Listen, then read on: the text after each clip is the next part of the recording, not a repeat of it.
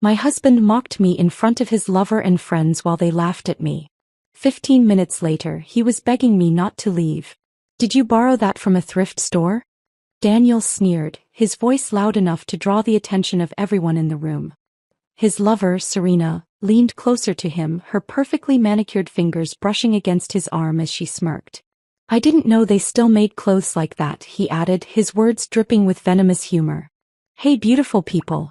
Your support means everything to me. Help me reach my next big milestone by hitting that subscribe button. It's free, supports the channel, and ensures you never miss an amazing video. Let's dive in. The laughter that followed was sharp, biting, and orchestrated to humiliate me. I could feel their eyes on me, scanning my dress, dissecting my appearance, and finding delight in my discomfort. The wine glass in my hand felt heavier than before, and my fingers tightened around the stem as if holding onto it could somehow keep me grounded. It wasn't the first time Daniel had mocked me, but it was the first time he had done it so brazenly in front of his friends and worse, his lover. The dress I had chosen was one he used to love, a soft blue gown that once made him call me beautiful. Now it was a prop in his cruel performance, a tool for him to demonstrate his power by belittling me.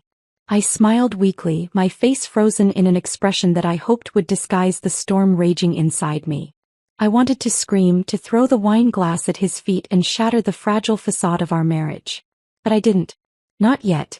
Years of enduring his subtle digs and dismissive tone had taught me the value of silence.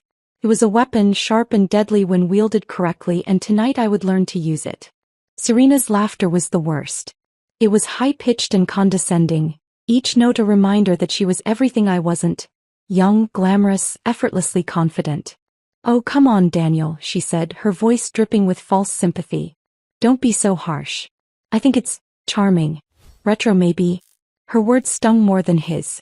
They weren't just mocking my dress. They were mocking my entire existence. I glanced around the room, searching for a friendly face, but found none.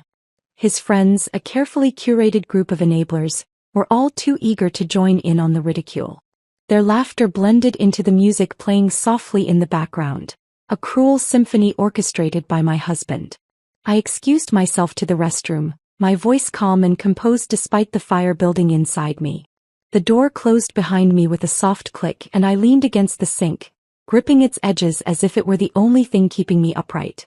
My reflection in the mirror was a stranger, a woman with hollow eyes and a trembling lower lip, her cheeks flushed from more than just the wine. How had I become this person? How had I allowed myself to shrink so much that I could barely recognize the woman staring back at me? I used to be strong, independent, full of dreams and ambitions. Now I was just a shadow, existing in the periphery of Daniel's world, enduring his ridicule because I didn't know how to leave. But something shifted in that moment. The weight of his words, of all the years of subtle cruelty, pressed down on me like a heavy stone. And just as stones can crush, they can also sharpen. A quiet fury began to rise, steady and unyielding, burning away the remnants of the woman who had once begged for his approval. I fixed my makeup with steady hands, smoothing the lines smudged by humiliation. I would not give him the satisfaction of seeing me crumble. Not tonight.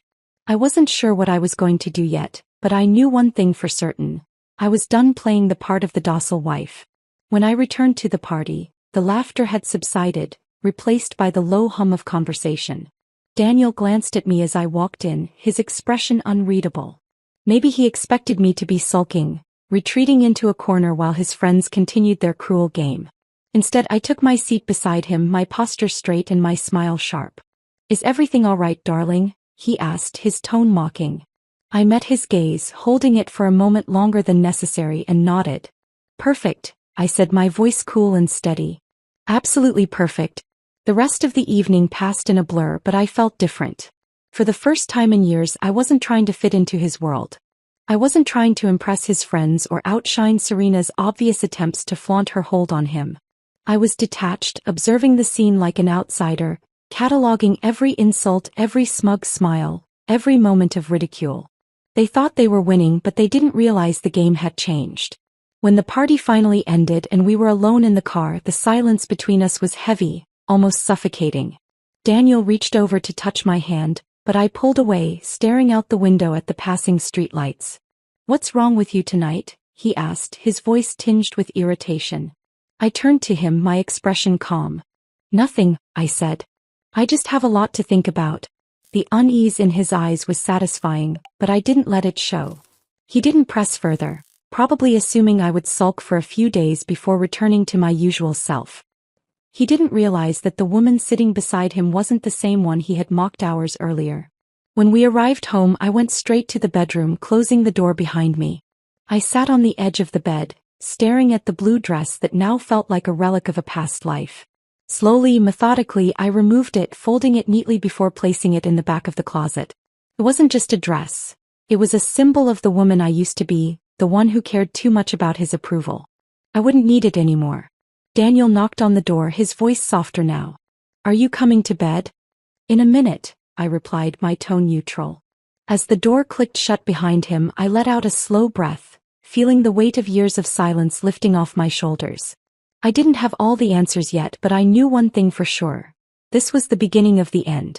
For him, for us, for the illusion he had worked so hard to create. I wasn't going to leave quietly. No, Daniel and everyone who had laughed at me tonight would feel the full force of my fury. They had taken my dignity, my confidence, my joy. And I was going to take it all back. Piece by piece. The morning after the dinner party, the house was eerily quiet. Daniel had left early for work without a word, as though the previous night's events had no significance.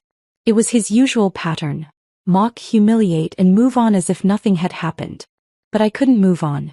The fire that had been ignited in me the night before had only grown stronger, and I was done pretending everything was fine. The hours passed in a blur of routine, but my mind was anything but calm. I replayed every word, every sneer, and every laugh from the dinner party. The way Serena had looked at me, her eyes dripping with condescension, and how Daniel had used me as the butt of his jokes while the people he called friends joined in without hesitation. The humiliation was like a wound that refused to heal, and I knew it wouldn't until I confronted him. By the time Daniel returned home that evening, I had prepared myself. I wasn't sure how he would react, but I didn't care anymore. I was done walking on eggshells around him, done trying to shield myself from his emotional landmines. As he walked through the door, his tie slightly askew and his phone glued to his hand, I stood in the kitchen waiting. Hey, he said casually, barely glancing at me. Dinner ready? I folded my arms, leaning against the counter. We need to talk. His brow furrowed as he finally looked at me. Talk about what? Last night, I said, keeping my voice calm. The way you mocked me in front of your friends and Serena. Daniel sighed, setting his phone down on the counter. Oh, come on. You're not still upset about that, are you? It was just a bit of fun. You know how they are.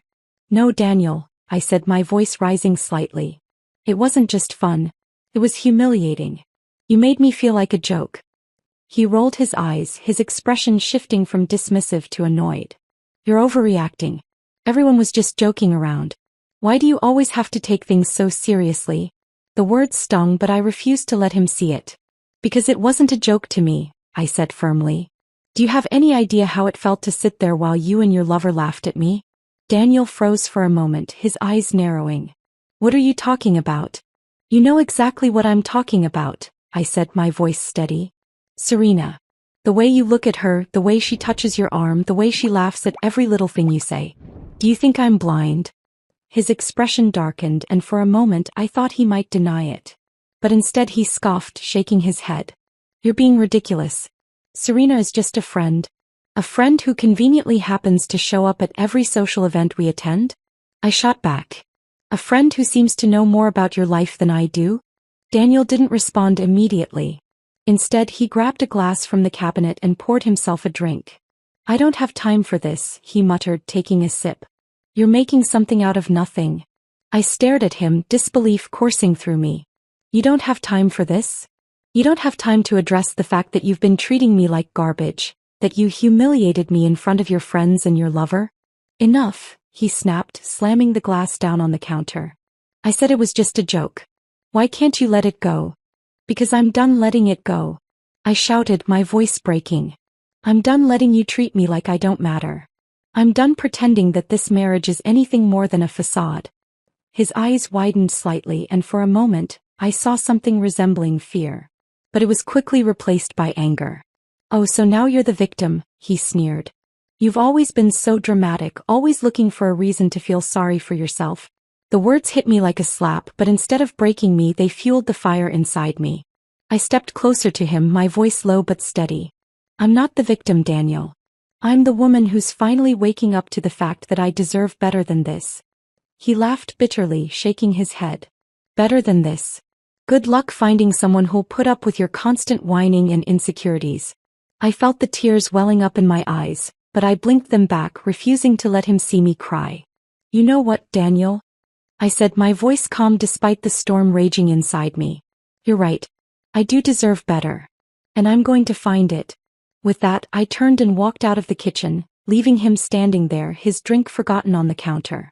My heart was pounding, my hands trembling, but I felt a strange sense of relief. For the first time in years, I had stood up to him, refused to let him dismiss my feelings or make me feel small. I didn't sleep much that night. My mind raced with thoughts of what I would do next, how I would take back the power he had stolen from me piece by piece. I knew it wouldn't be easy, but I also knew I couldn't stay in a marriage that had become a prison. The next morning, Daniel tried to act as though nothing had happened. He made coffee, scrolling through his phone as if our argument the night before was a minor inconvenience. But I wasn't going to let him sweep it under the rug. As I sat across from him at the breakfast table, I looked him in the eye and said, I'm leaving. He blinked, his hand freezing mid-scroll. What? I'm leaving, I repeated. This marriage is over. Daniel laughed, a short, incredulous sound. Don't be ridiculous. You're not going anywhere. I'm serious, Daniel, I said, my voice firm. I'm done. I've had enough of your cruelty, your lies, your complete lack of respect. I deserve better, and I'm not going to waste another second of my life pretending this marriage is worth saving. His expression shifted from disbelief to anger. You can't just walk away, he said, his voice low and threatening. You don't get to make that decision. Watch me, I said, standing up from the table. You've made it clear time and time again that you don't value me, that you don't care about my feelings. So why should I stay? Daniel stood as well, his jaw clenched. You're not thinking clearly, he said. You're upset and you're blowing things out of proportion. Just calm down and we'll talk about this later. There's nothing to talk about, I said, meeting his gaze. This isn't a decision I made lightly. But it's the right one.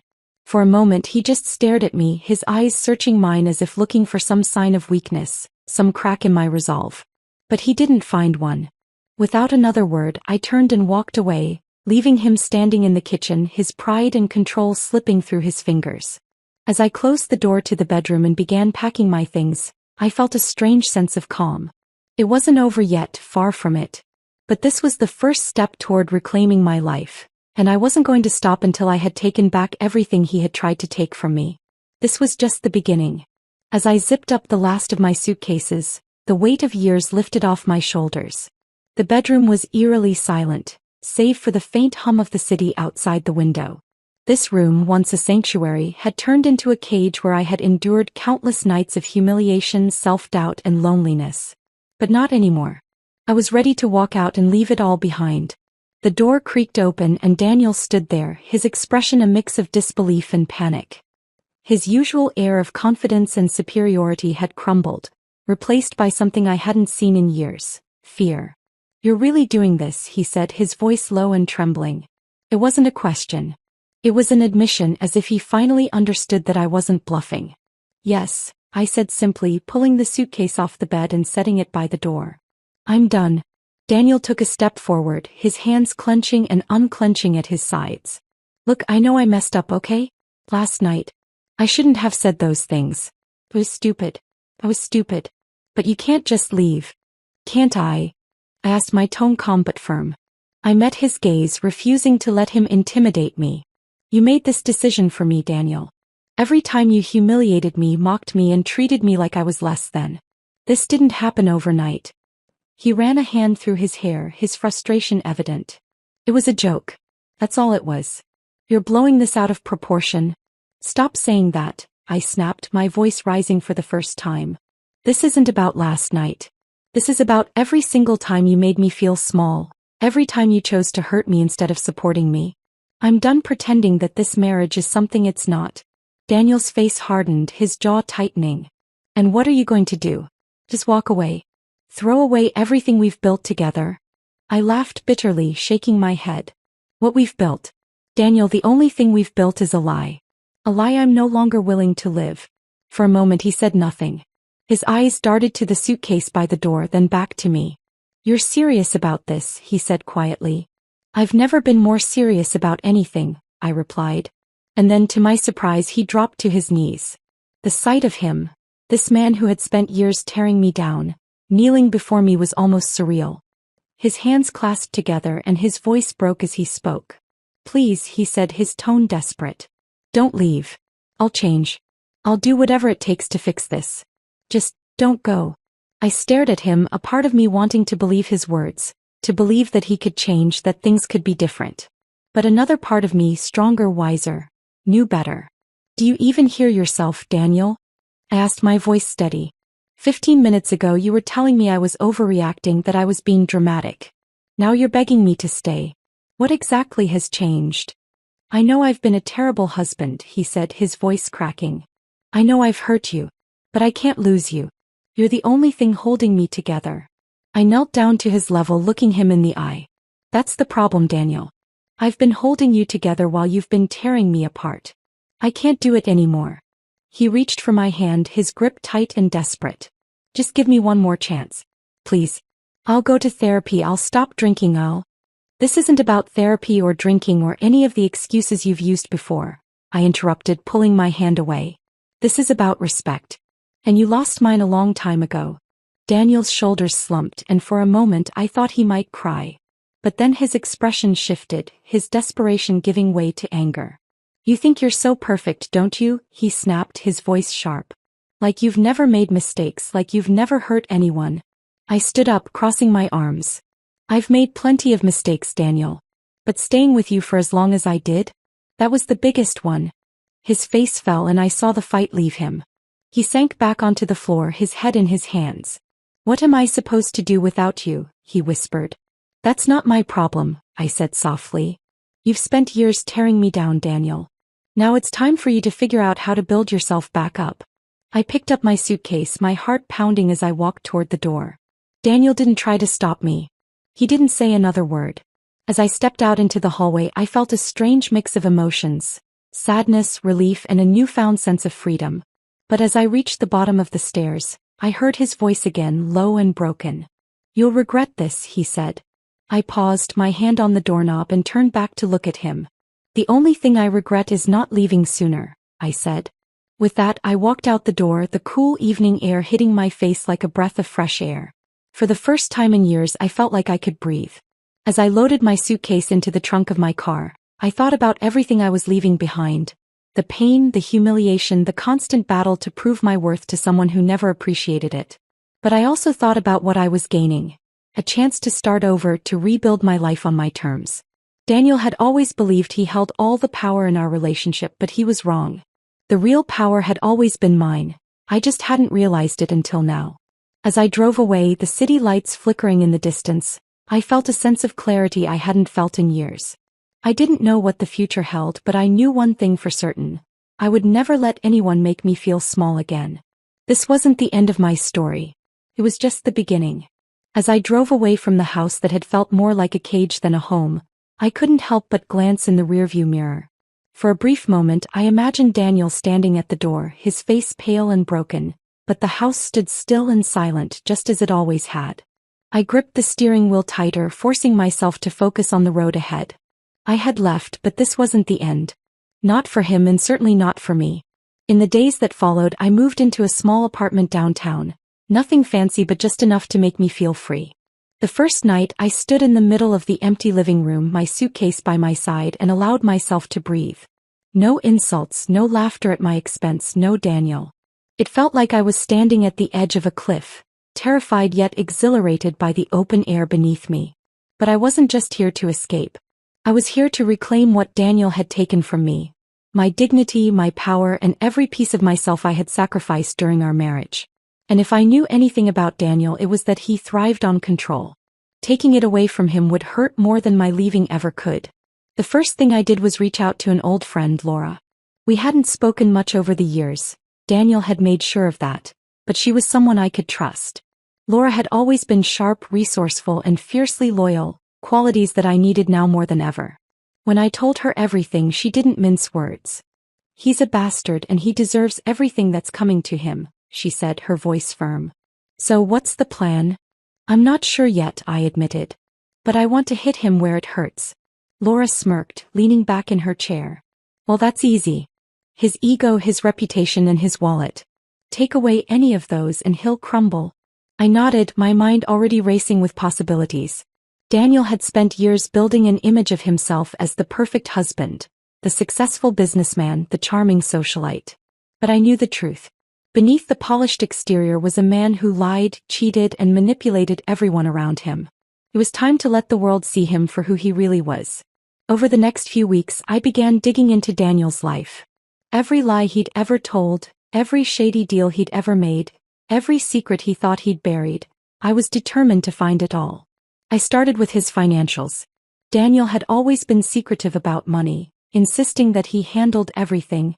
I never questioned it, partly because I trusted him and partly because he made me feel incompetent whenever I tried. But now I had nothing to lose. It didn't take long to uncover the first crack in his armor. A few late-night sessions with Laura and her tech-savvy boyfriend revealed bank statements, offshore accounts, and transactions that didn't add up. Daniel had been hiding money, lots of it. Some of it was tied to questionable business deals, others to payments that had nothing to do with our household expenses. Then there was Serena. It was one thing to suspect an affair, but seeing the proof was another. I found emails, text messages, even photos of them together, all time-stamped during times he'd claimed to be working late. The betrayal stung, but it also fueled my determination. I knew that exposing Daniel wouldn't just require evidence. It would require strategy. He was a master manipulator, and if I came at him without a plan, he'd find a way to turn it against me. So I took my time, carefully organizing everything I'd found into a solid case. First, I made copies of all the financial records and forwarded them to a lawyer Laura had recommended. "This is enough to sink him," the lawyer said after reviewing the documents. "If you want a divorce, you'll walk away with everything and then some." But divorce wasn't my only goal. I wanted to ruin Daniel in a way that went beyond legal proceedings. I wanted to strip him of the power he had used to humiliate me, to make him feel as small and powerless as he had made me feel. The opportunity came sooner than I expected. Daniel was hosting another dinner party, one of his extravagant soirees where he paraded his success in front of his friends and associates. He hadn't invited me, of course. He probably assumed I was still licking my wounds somewhere. But that didn't matter. I didn't need an invitation to crash the party. Dressed in a sleek black dress that exuded confidence, I arrived at the event with Laura by my side. The room fell silent as I walked in, the sound of my heels echoing against the marble floor. Daniel's eyes widened when he saw me, his expression quickly shifting from shock to irritation. "What are you doing here?" he hissed, pulling me aside. "Just enjoying the party," I said with a sweet smile. "After all, I am still your wife. For now." Before he could respond, I stepped onto the stage where a microphone was set up. The guests turned to look at me, their curiosity piqued. Daniel followed me, his face pale as he realized what was happening. "Good evening, everyone," I began, my voice steady. "I'd like to thank you all for coming tonight. I'm sure Daniel has told you many wonderful things about his life, his success, and his honesty. But I think it's time we set the record straight." What followed was a public takedown unlike anything Daniel had ever experienced. I laid out the evidence of his financial misdeeds, his affair with Serena, and the lies he had told to maintain his image. The room was silent, the guests too stunned to speak. Daniel tried to interrupt, but Laura, ever the protector, stepped in to block him. By the time I was finished, Daniel's carefully curated facade had crumbled. His friends looked at him with disgust, his business associates murmured among themselves, and Serena, who had been sitting smugly in the corner, quietly slipped out the door. In the days that followed, Daniel's life began to unravel. His business partners distanced themselves from him, his social circle dissolved, and the press caught wind of the scandal, further tarnishing his reputation. He tried to reach out to me, leaving voicemails that ranged from apologetic to angry, but I didn't respond. I had nothing left to say to him. For the first time in years I felt free. Free from his control, his insults, his lies. I had taken back the power he had stolen from me, and I wasn't about to let anyone take it away again. This was my revenge.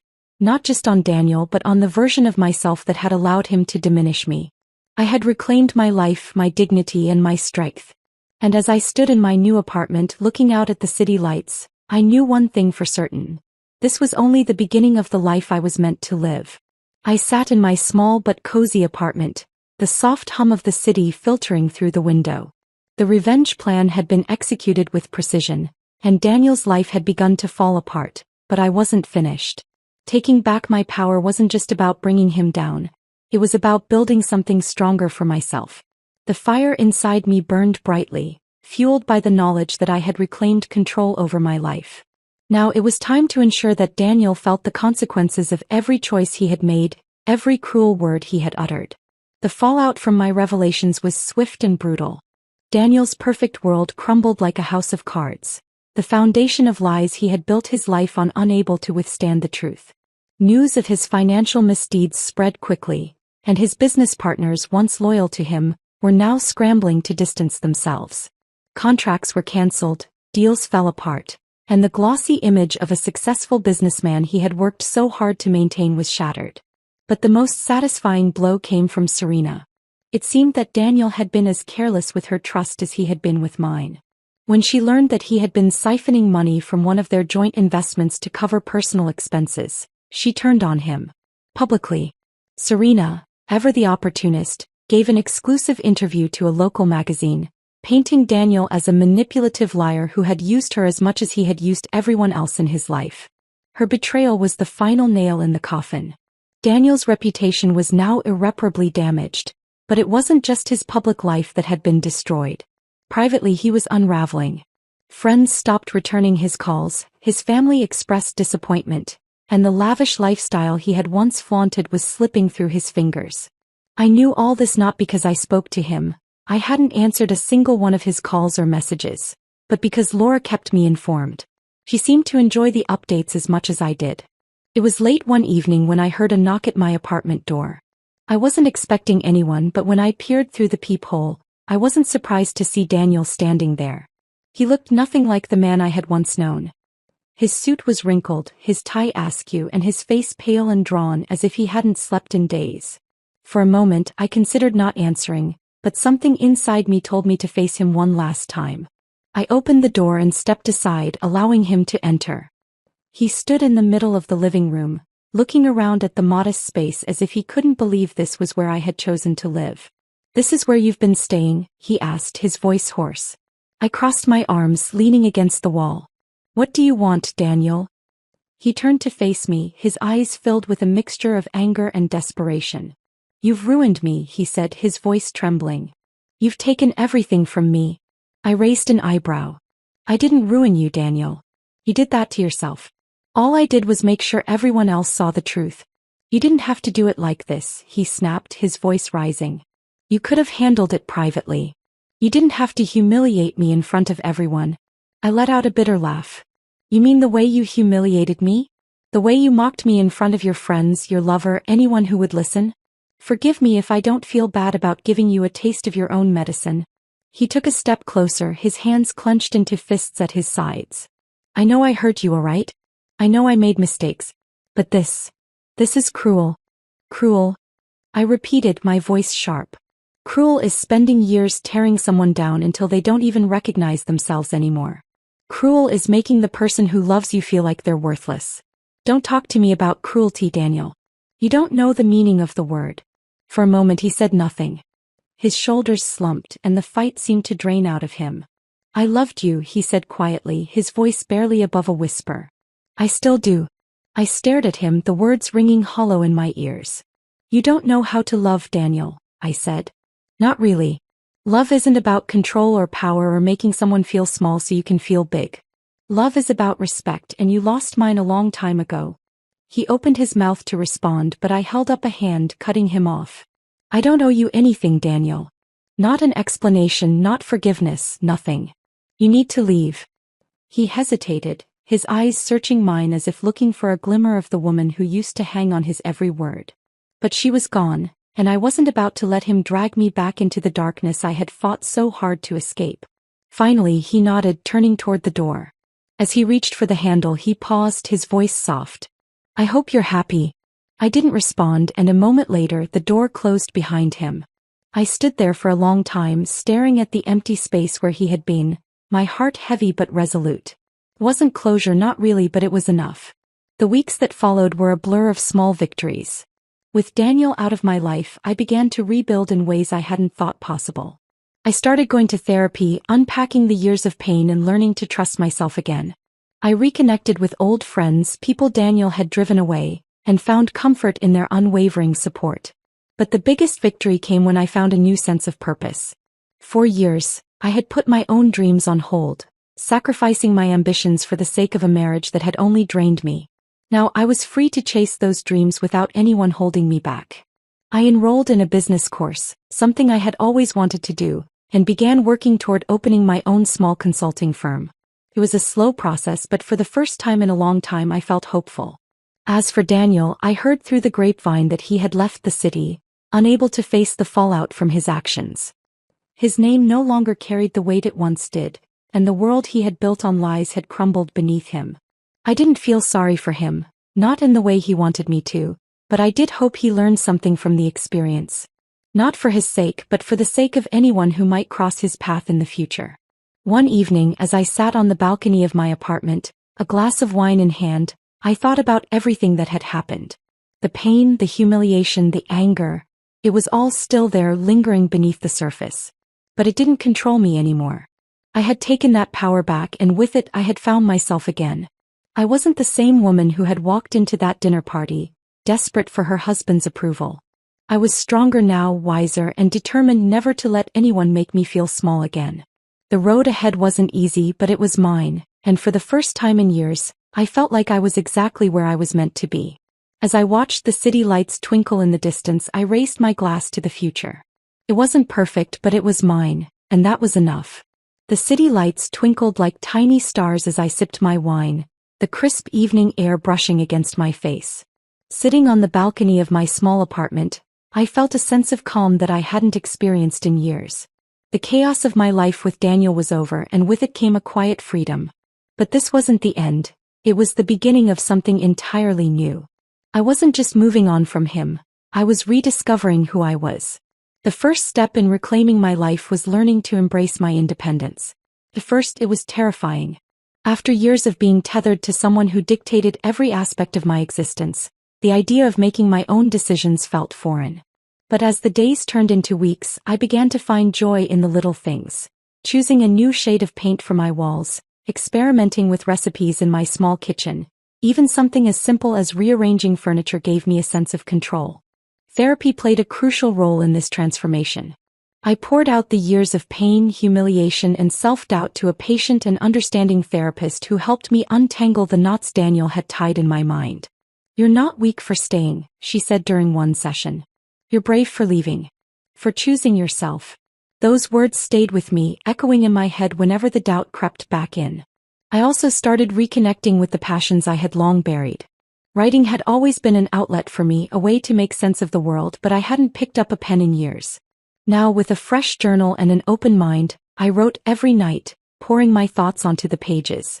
At first, it was just for me, a therapeutic release, but over time the idea of sharing my story began to take root. My newfound sense of independence wasn't just about rediscovering old passions. It was also about carving out a new path for myself. I enrolled in a business course at a local college, something I had dreamed of doing for years but had always been discouraged from pursuing.